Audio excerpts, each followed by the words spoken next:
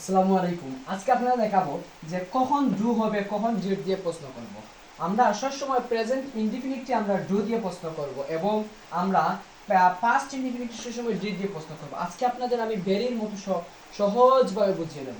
যেমন I eat, আমি খাই, এটা হচ্ছে কি প্রেজেন্ট টেন্স, অর্থাৎ প্রেজেন্ট টেন্সকে সবসময় ডু দিয়ে প্রশ্ন করতে হয়।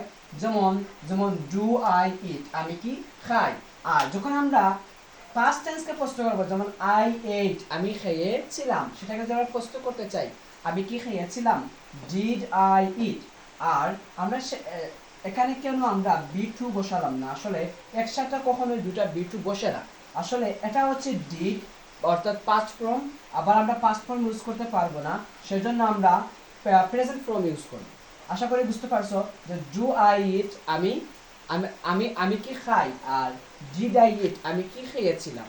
আসলে যদি প্রেজেন্ট ইনডিফিনিট হয় তাহলে আমরা ডু দিয়ে প্রশ্ন করব, আর ফার্স্ট ইনডিফিনিট হলে আমরা ডিড দিয়ে প্রশ্ন করব।